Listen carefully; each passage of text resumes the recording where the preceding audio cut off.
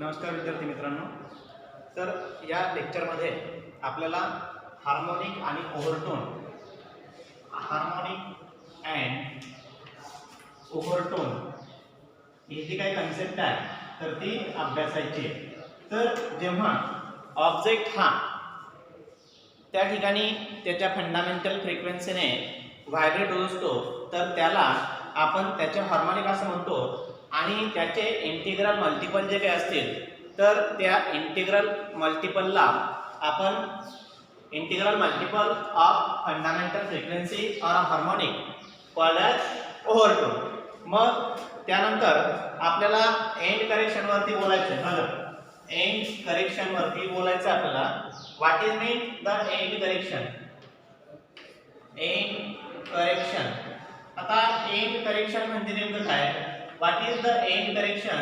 तर जेव्हा एखाद्या पाईपमध्ये साऊंड वेव्ह जाते आणि जर त्याची एक बाउंड्री बंद असेल, म्हणजे थोडक्यात हा क्लोज पाईप आहे, तर जेव्हा वेव्ह ही समजा आपण ट्युनिंग फॉर्क त्या ठिकाणी व्हायब्रेट केला तर या ठिकाणाहून मध्ये जाणारी जी काही वेव्ह आहे तर ती क्लोज एंडला त्या ठिकाणी नोड फॉर्म करते आणि ओपन एंडला अँटीनोड फॉर्म होतो. परंतु तो अँटीनोड पाईपच्या एक्झॅक्टली टोकाला न फॉर्म होता थोडंसं त्याच्या वरती त्या ठिकाणी काय होतो, फॉर्म होतो. मग जिथे अँटीनोड फॉर्म होतो तिथून तर जे पाईपचं एंड आहे तिथपर्यंतचं डिस्टन्स त्याला आपण एंड करेक्शन ई असं म्हणतो. काय म्हणतो त्याला? End correction E. म्हणजे the distance between the point at which actually antinode is formed and end of the pipe or open end of the pipe called as end correction. मग आता हे end correction रेनॉल्डच्या फॉर्म्युलाने जर आपण काढलं तर end करेक्शनचा formula आहे 0.3 into d, where E be the end correction and d is the inner diameter of the tube or pipe. मग नेमकं हे एंड करेक्शन आपल्याला लागतं कुठं? तर एंड करेक्शन जेव्हा आपण रेझोनन्स ट्यूब एक्सपेरिमेंट जो काही आहे तो अभ्यासतो तेव्हा एंड करेक्शन ही जी काही कन्सेप्ट आहे मित्रांनो ती आपल्याला वापरावी लागते.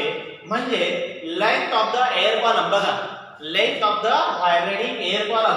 तर आपण जनरली काय विचार करतो की या ठिकाणी जेवढा पाईप आहे तेवढाच तो एअर कॉलम आहे, परंतु तसं नसून जिथे हा अँटीनोड थोडासा वरती फॉर्म होईल, म्हणजे जर पाईपची लेंथ ही स्मॉल एल असेल आणि एंड करेक्शन ही असेल तर ऍक्च्युअली व्हायब्रेटिंग एअर कॉलमची जी काही लेंथ आहे तर ती असते small l plus e is equal to capital L, which is the length of the air column in a organ pipe. तर यालाच आपण ऑर्गन पाईप असं सुद्धा म्हणू शकतो.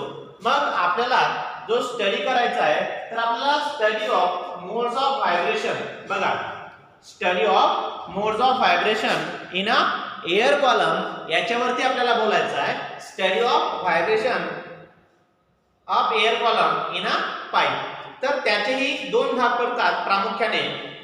एक, pipe is open at one end, means एका एंडला तो क्लोज असेल, आणि दुसरा pipe is open at both end, म्हणजे दोघे एंडला पाईप हा ओपन असेल.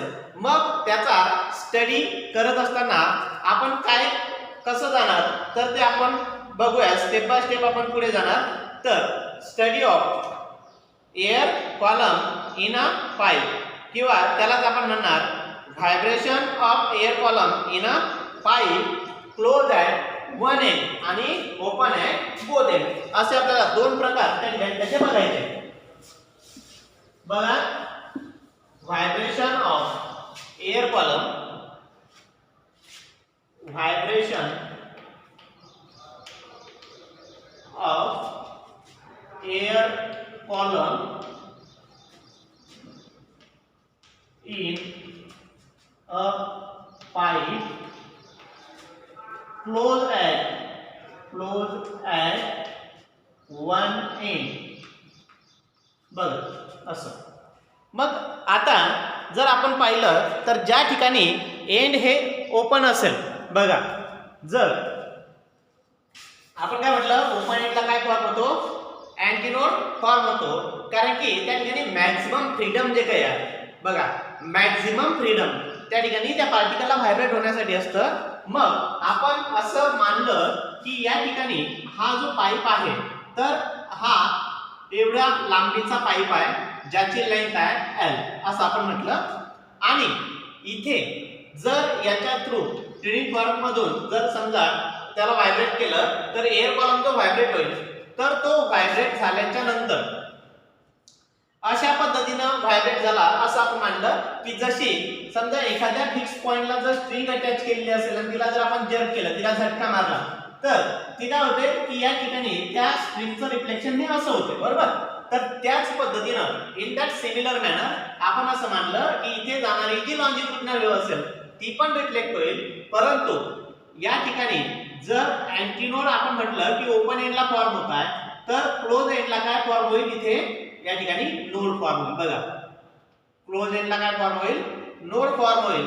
म्हणजे इथे आला तुमचा नोड आणि इथे असेल antinode. Means what, antinode is form at open end and node is form at one end. मग हे जे होतं हे होतं फर्स्ट मोड ऑफ व्हायब्रेशन. काय होतं, फर्स्ट मोड ऑफ व्हायब्रेशन. मग आता फर्स्ट मोड ऑफ व्हायब्रेशन मध्ये काय की अशा पद्धतीने तो एअर कॉलम आहे की जिथे एक नोड आणि एक अँटीनोड आहे. बघा one node and one antinode असं असेल. मग याच्यासाठी जर तुम्ही विचार केला तर आपल्याला माहिती आहे की जी व्हेलॉसिटी आहे, velocity of the wave is given by v is equal to n lambda. Velocity of wave is what, v is equal to n lambda. परंतु आपण फर्स्ट मोड वरती बोलतोय, याला म्हटलं इक्वेशन नंबर फर्स्ट. बट इथे हा जो लॅम्बडा असेल हा लॅम्बडा किती असेल ते बघा. इथे लक्षात द्यायचं लॅम्बडा नेमका किती. तर या पाईपची लेंथ L आहे, एंड करेक्शन E म्हणजे लेंथ जी काही असेल एअर कॉलमची ती असेल L plus E. Okay, air कॉलमची लेंथ काय असेल L प्लस E. मग आता आपल्याला फंडामेंटल फ्रिक्वेन्सी काढायची आहे. Fundamental frequency of vibration n is equal to v upon lambda. माहिती n is equal to v upon lambda. मग अजून पुढे जाणार तर लॅम्बडा किती, तर आपल्याला माहिती आहे की दोन करस्पॉन्डिंग नोड आणि अँटीनोड यांच्यामध्ये बघा दोन कन्सेक्युटिव्ह नोड यांच्यामध्ये अंतर लॅम्बडा बाय 2. दोन करस्पॉन्डिंग अँटीनोड यांच्यामध्ये अंतर सुद्धा लॅम्बडा बाय 2. परंतु अँटीनोड आणि नोड यांच्यामधलं जे अंतर आहे ते आहे लॅम्बडा बाय 4. मग ते जर लॅम्बडा बाय 4 असेल तर आपल्याला असं म्हणता येईल बघा L प्लस E. म्हणजे ह्या लेंथसाठी नोड आणि अँटीनोड यांच्यामधलं अंतर किती आहे, लॅम्बडा अपॉन 4. याचा अर्थ lambda is equal to 4 L plus E. Okay, मग ही किंमत इथे टाकायची. Putting the value of lambda in equation first we get n is equal to v upon 4 L plus E. माहिती याला म्हटलं equation number second, which is the equation for fundamental frequency. हे कोणासाठी इक्वेशन आलं, fundamental frequency of vibration of air column in a pipe closed at one end. आता आपल्याला त्याच same pipe मध्ये सेकंड मोड साठी बघायचं. बघा पाईप तोच, पाईप चेंज झाला का नाही झाला, पाईप तोच आहे. तर त्याच्यामध्ये आता आपण सेकंड मोड बघणार. Second mode of vibration, second mode. आता या सेकंड मोड साठी दोन नोड आणि दोन अँटीनोड. बघा दोन नोड म्हणजे अँटीनोड, नोड, अँटीनोड आणि नोड. दोन नोड आणि दोन अँटीनोड. लेंथ परत L प्लस E. बघा L plus E. Formula same तोच, v is equal to n lambda. आता इथे मी म्हटलं याची फ्रिक्वेन्सी n1 कारण फ्रिक्वेन्सी ऑफ फर्स्ट मोड आणि इथे जे असेल याला म्हणतात लॅम्बडा 1. काय म्हणतोय वेव्हलेंथ इथली लॅम्बडा 1. पण जर आता बघा एअर कॉलम म्हणजे मीडियम सेम आहे, मीडियम सेम आहे याचा अर्थ वेलोसिटी ऑफ वेव्ह बदलत नाही. बघा वेलोसिटी ऑफ वेव्ह बदलत नाही, परंतु फ्रिक्वेन्सी बदलली म्हणजे वेव्हलेंथ चेंज झाली. कारण वेव्हलेंथ आणि फ्रिक्वेन्सी यांचं आहे इनव्हर्स रिलेशन. कसं रिलेशन आहे वेलोसिटी मध्ये? Inverse relation. जर वेलोसिटी सेम असेल तर फ्रिक्वेन्सी वाढली वेव्हलेंथ कमी होते, वेव्हलेंथ वाढली तर फ्रिक्वेन्सी कमी होते. मग आता n1 v/λ1. आता λ1 चा जर तुम्ही विचार केला तर बघा इथे नोड आणि अँटी नोड यांच्यामधलं अंतर λ/4 म्हणजे इथे आला λ/4. परत नोड आणि अँटी नोड यांच्यामधलं अंतर λ/4 आणि परत नोड आणि अँटी नोड यांच्यामधलं अंतर λ/4 means λ/4 plus λ/4 plus λ/4 means 3λ/4. म्हणजे L plus E is equal to 3λ/4. Okay, means λ is equal to 4 in bracket L plus E upon 3. मग आता जर आपण ह्या इक्वेशन मध्ये व्हॅल्यू टाकली तर काय मिळेल? n1 is equal to v upon 4L plus E upon 3 means 3v upon 4L plus E. आता बघा मित्रांनो इथे v upon 4L plus E म्हणजेच काय रे? तर तुमचा n आहे म्हणजे याचा अर्थ आला n1 is equal to thrice n.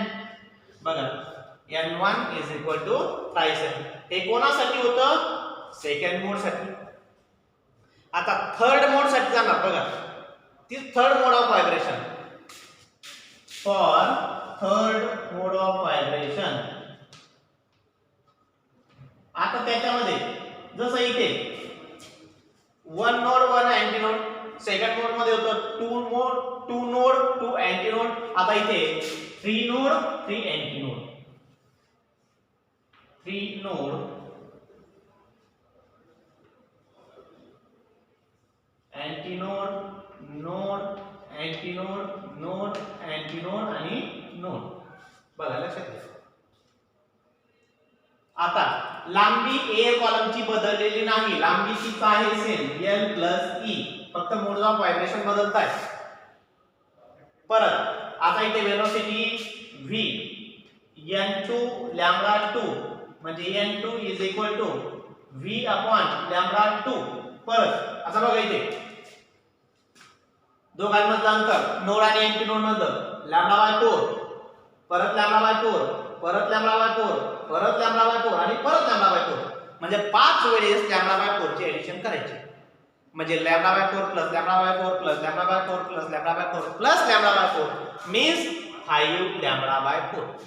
म्हणजे L plus E is equal to 5λ/4 means λ is equal to 4L plus E upon 5. आता ही किंमत n2 मध्ये टाकली. ही जर आपण n2 मध्ये टाकली तर आपल्याला काय लक्षात येईल बघा. n2 is equal to v upon 4L plus E upon 5 means 5 into v upon 4L plus E. आता बघा ही किंमत परत तुमची फंडामेंटल फ्रिक्वेन्सीची आहे. याचा अर्थ n2 is equal to 5n. n2 is equal to 5n. मग असं आपण n नंबर ऑफ व्हायब्रेशन, भरपूर नंबर ऑफ व्हायब्रेशन साठी गेलो म्हणजे p th मोड, किती नंबरचा मोड? p नंबरच्या मोड साठी गेलो तर याला आपल्याला जनरलाइज कसं करता येईल ते बघा. पहिले होता एक नोड एक अँटी नोड, त्यासाठी याला v अपॉन म्हणजे झाली फंडामेंटल फ्रिक्वेन्सी, याला आपण फर्स्ट हार्मोनिक म्हणणार. हे फर्स्ट ओव्हरटोन कितवा हार्मोनिक आहे? Third harmonic. सेकंड ओव्हरटोन पाचवा हार्मोनिक. म्हणजे या ठिकाणी जर तुम्ही विचार केला only the odd harmonic are present as a overtone. मग याचा जनरलाइज कसं करणार? तर बघा आपल्याला करता येईल np is equal to म्हणजे n नंबर ऑफ मोड साठी p नंबर ऑफ मोड साठी np is equal to 2p बघा 2p प्लस 1 इंटू n बघा np is equal to 2p plus 1 into n ही असेल याच्या p नंबर ऑफ मोडच्या फ्रिक्वेन्सीची value whereas p is equal to 0, 1, 2, 3 म्हणजे आता जर तुम्ही p ला 0 टाकलं बघा p ला 0 टाकलं म्हणजे याचा अर्थ झाला की फंडामेंटल फ्रिक्वेन्सी n0 म्हणजे काय फंडामेंटल फ्रिक्वेन्सी तर n0 is equal to बघा 0 into 2 0 plus 1 म्हणजे 1 into n means n n बघा आला तुमचा n फंडामेंटल मोड साठी फर्स्ट मोड साठी बघा फर्स्ट मोड फर्स्ट इथे टाकला 1 इथे टाकला 1 इथे येणार 1 into 2 2 plus 1 3n ओके आता p ची किंमत टाकली 2 into 2 4 plus 1 5n ओके मग असं आपण टाकली 3 into 2 6 plus 1 7n या पद्धतीनं म्हणजे फक्त त्या ठिकाणी ऑल हार्मोनिक जे काय आहे ते ॲज अ ओव्हरटोन म्हणून त्या ठिकाणी प्रेझेंट असतील. त्यानंतर अजून जर आपण पुढे गेलो तर आपल्याला बघा पुढे गेलो तर आपल्याला vibration of air column in a pipe vibration of air column in a pipe open at both end बघा कोणासाठी जायचं आहे vibration of air column in a pipe हे होतं क्लोज ॲट वन एंड आता कोणासाठी जायचं आहे ओपन ॲट बोथ एंड त्याच्यासाठी जायचं आहे मग त्याच्यासाठी जाताना कसं जाणार ते बघा पाईप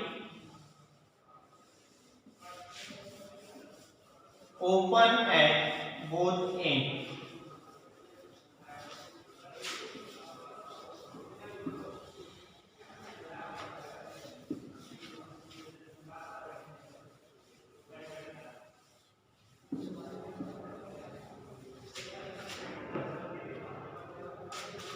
open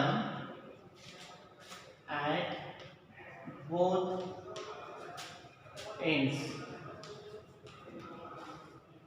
मग आता त्यासाठी जर जायचं आहे तर परत आपल्याला माहिती आहे की ओपन एंडला काय फॉर्म होतं अँटीनोड चला आपण असे 3 मोड साठी आपण घेतलेलं होतं लास्ट केस मध्ये तसंच घेणार बघा हा फर्स्ट मोड त्याच्यानंतर इथे घेतला हा सेकंड मोड साठी घेतोय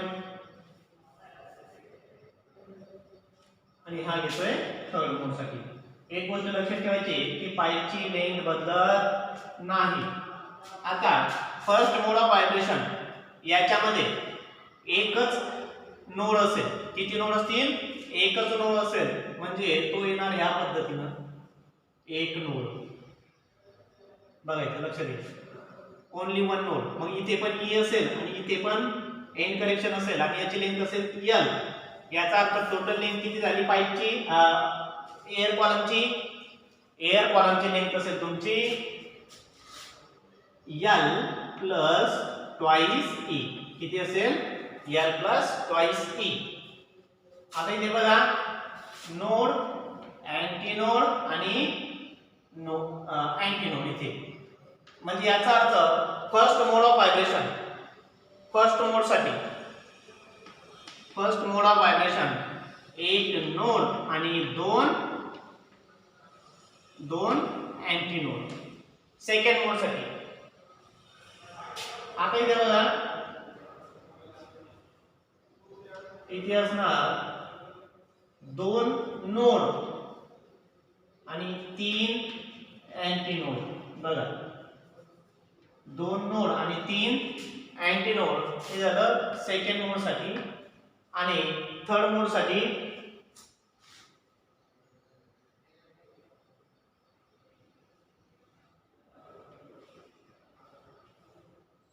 antinode node antinode node antinode आणि नोड आणि परत एकदा इथे अँटी नोड शेवटी, म्हणजे 1 2 आणि 3 नोड आणि 4 अँटी नोड. लक्षात घ्या, म्हणजे इथे होते 2 नोड 3 अँटी नोड, इथे 3 नोड आणि 4 अँटी नोड. बघा, म्हणजे ह्या केसमध्ये नोड पेक्षा अँटी नोडची संख्या एकाने जास्ती आहे. लक्षात घ्या, नोड पेक्षा अँटी नोडची संख्या एकाने कशी आहे, जास्त आहे. मग मागच्या सारखंच v is equal to n lambda, मग n is equal to v upon lambda. परंतु आता लॅम्बडाचा जर विचार केला बघा, लॅम्बडा, तर आपण काय म्हटलं, दोन सक्सेसिव्ह नोड. लक्षात घ्यायचं, दोन सक्सेसिव्ह नोड किंवा दोन सक्सेसिव्ह अँटी नोड यांच्यामधलं जे अंतर असेल, the distance between two successive node or two successive anti node is lambda by 2. आता हे दोन सक्सेसिव्ह अँटी नोड आहेत, यांच्यामधलं अंतर आलं लॅम्बडा बाय 2. मग लॅम्बडा बाय 2 कोणाच्या बरोबर असेल, तर l प्लस 2e च्या. मग लॅम्बडा इज इक्वल टू किंवा l plus 2e is equal to lambda by 2 means lambda is equal to 2 in bracket l plus 2e. आता जर ही व्हॅल्यू टाकली तर बघा, n is equal to v upon 2 l plus 2e. Okay, कोणासाठी चालू होतं हे सगळं, फर्स्ट मोड ऑफ व्हायब्रेशन साठी. कोणासाठी होतं, फर्स्ट मोड ऑफ व्हायब्रेशन साठी. आता सेकंड मोड ऑफ व्हायब्रेशन साठी v is equal to n1 lambda 1, v is equal to n1 lambda 1. मग lambda 1 n1 is equal to v upon lambda 1. आता परत lambda 1 बघा, lambda by 2 plus lambda by 2 means lambda. बघा, lambda by 2 plus lambda by 2 म्हणजे काय, 2 lambda by 2. काय लिहिणार आपण, l plus 2e is equal to lambda by 2 plus lambda by 2 means 2 lambda by 2. Okay, मग याला आपल्याला अजून कसं लिहिता येईल, तर लॅम्बडा 1 इज इक्वल टू 2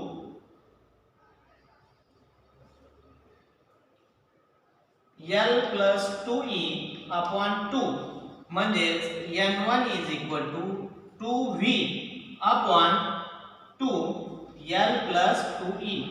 आता बघा, जर इथे याचा विचार केला तर हा आहे तुमचा फंडामेंटल फ्रिक्वेन्सी, म्हणजे इथे आलं n1 is equal to twice n. आला n1 is equal to twice n, म्हणजे पहिल्या फंडामेंटल हार्मोनिक पेक्षा जे फंडामेंटल फ्रिक्वेन्सी होती ती फ्रिक्वेन्सी काय झाली, सेकंड मोड मध्ये दुप्पट झाली. त्यानंतर परत अजून पुढे जाणार, तर पुढे जात असताना आपल्याला थर्ड मोड साठी बघायचं आहे. कशासाठी बघायचं आहे, थर्ड मोड ऑफ व्हायब्रेशन. त्याच्यासाठी n2 is equal to v upon lambda 2. मग आता इथे लॅम्बडा 2 ची किंमत बघा, lambda by 2 plus lambda by 2 plus lambda by 2 म्हणजे 3 लॅम्बडा बाय 2. बघा काय ना, तो 3 लॅम्बडा बाय 2 म्हणजे आता आपल्याला म्हणता येईल l plus 2e is equal to 3 lambda by 2. याचा अर्थ लॅम्बडा 2 बरोबर 2 into l plus 2e upon 3 म्हणजे n2 is equal to v upon 2 l plus 2e upon 3. आता 3 डिनॉमिनेटरला आहे, तो मल्टिप्लाय जाईल न्यूमरेटरला, म्हणजे n2 is equal to 3 into v upon 2 l plus 2e. आता बघा, v upon 2 l plus 2e हा म्हणजे तुमचा फंडामेंटल फ्रिक्वेन्सी, याचा अर्थ n2 झाला राईज n. आता बघा, जर इथे फंडामेंटल म्हटलं तर एकदा फर्स्ट मोड म्हटलं तर 2 वेळेस, सेकंड मोड म्हटलं तर 3 वेळेस. याचा अर्थ फक्त 1 ची ऍडिशन होते, एक इंटिग्रल मल्टिपल वाढतोय. मग आपल्याला जनरलाइज जर त्याला करायचं आहे तर जनरलाइज करताना समजा p मोड ऑफ व्हायब्रेशन, कोणासाठी? p मोड ऑफ व्हायब्रेशन साठी, for pth mode of vibration, त्याच्यासाठी काय ना तर np is equal to p plus 1, बघा p plus 1 into n, where p is equal to 0, 1, 2, 3 and so on. बघ, लक्षात घ्या. जर फंडामेंटल डिफरन्स पाहिजे n0, बरोबर, तर काय येणार n, कारण 0 प्लस 1 1 इंटू n. फर्स्ट मोड साठी 1, p ची किंमत 1, 1 plus 1 2, 2n, n2 3n, n3 4n. याचा अर्थ काय झाला की मागच्या वेळेस काय झालं होतं लास्ट केसला की फक्त ऑड हार्मोनिक हे ओव्हरटोन म्हणून प्रेझेंट होते. In last case only odd harmonics are present as a overtone, but in this case all harmonics are present as a overtone. प्रत्येक हार्मोनिक हा त्या ठिकाणी ओव्हरटोन म्हणून काय झालेला प्रेझेंट आहे असं आपल्याला या ठिकाणी म्हणता येतं. त्यानंतर प्रॅक्टिकली आपल्याला practical determination of end correction हे बघायचं आहे. बघा, practical determination of end correction.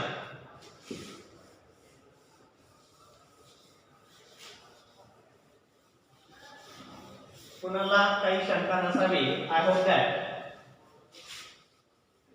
If anyone have any doubt then ask me.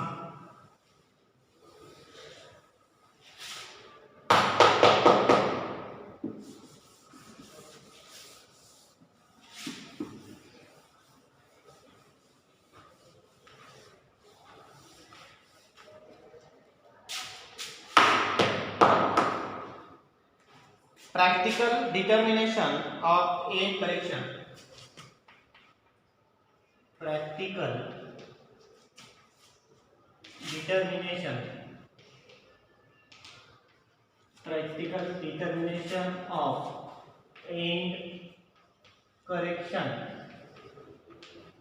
आता आपण असं म्हटलं की दोन वेगवेगळे पाईप आहेत ज्यांची लेंथ अनुक्रमे L1 आणि L2 अशी आहे, L1 आणि L2, आणि त्या ठिकाणी आपल्याला एंड करेक्शन काढायचे आहे. मग हे एंड करेक्शन काढताना आपण काय करतो तर वेलोसिटीचा वापर करणार. मग velocity v is equal to, बघा v is equal to n1 L1 अशी म्हटली. बघा वेलोसिटी काय म्हटली, v is equal to n1 L1, पण हा जो L1 येईल तो येईल टोटल एअर कॉलमची लेंथ n1 L1. मग मीडियम सेम आहे म्हणजे वेलोसिटी बदलत नाही. मग सेकंड पाईप साठी n2 L2. आता काय म्हटलं आपण, pipe is close at 1 end. बघा एका एंडला पाईप काय क्लोज आहे तर आपल्याला काय म्हणता येईल n1. आता हा जो L1 आहे तो येईल स्मॉल l1 प्लस e, आणि इथे n2 in bracket small l2 plus e. आता काय करायचं, मध्ये मल्टिप्लाय करायचं म्हणजे n1 l1 plus n1 e is equal to n2 l2 plus n2 e. आता e च्या टर्म एका बाजूला आणायच्या आणि l1 l2 च्या टर्म एका बाजूला आणायच्या म्हणजे n1 l1 minus n2 l2 is equal to n2 e minus n1 e.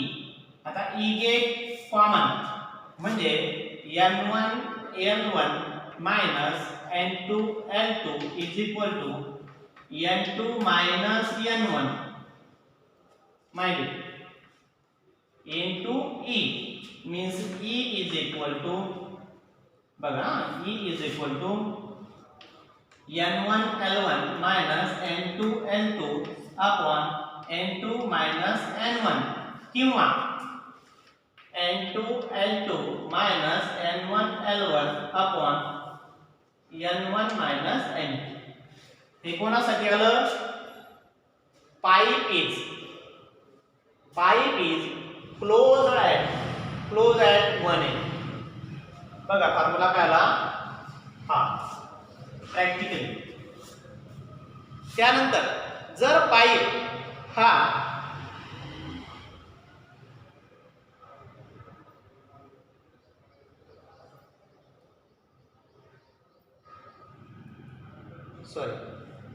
आपल्याला काय करावं लागेल? पाईप हा जर त्या एंडला क्लोज असेल तर आपल्याला काय म्हणता येईल? इथे बघा फॉर्म्युला आपला 4 आला होता तिथे 4 म्हणजे डेल 4 हा पण येणार 4.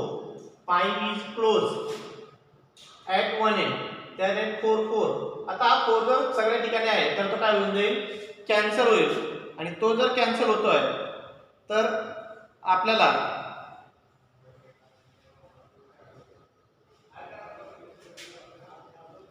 त्या ठिकाणी हा जो फॉर्म्युला आहे तो मिळेल.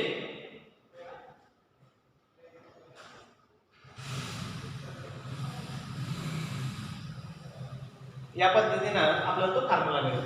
ओके. आणि सिमिलरली जर आपण त्या ठिकाणी विचार केला की पाईप हा दोघं एंडला तो 4चा काही त्या ठिकाणी जेवढा इम्पॅक्ट पडणार नाही.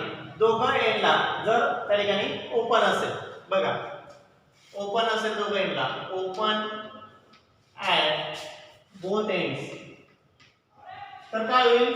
हा इथे 4च्या ऐवजी येणार 2 इथे पण येणार 2. मग तुम्हाला तरी या 2चा फरक पडत नाही परंतु इथे एंड करेक्शनवर मात्र त्याचा फरक पडतो. इथे दोघं एंडला करेक्शन येतील. एंड करेक्शन म्हणजे होईल 2e. आता हा प्रत्येक ठिकाणी इथे जाणार 2 आणि इथे पण जाणार 2. त्याच्यानंतर इथे 2 त्याच्यानंतर इथे पण 2 आणि अशा पद्धतीनं ते जे काही आहे ते आन्सर येणार pipe is open at both एंडसाठी. तर जर कोणाला काही शंका असेल तर मला विचारू शकता. अशा पद्धतीने या ठिकाणी आपलं practically determination of end correction हे जे काही आर्टिकल आहे तर ते झालेलं आहे. नेक्स्ट व्हिडिओमध्ये आपण vibrations produce in a string आणि त्याचे जे काही फर्स्ट मोड सेकंड मोड जे काही आहेत तर ते बघणार आहोत. त्यासाठी पुढचा व्हिडिओ आपण आवर्जून पाहायचा. थँक्यू.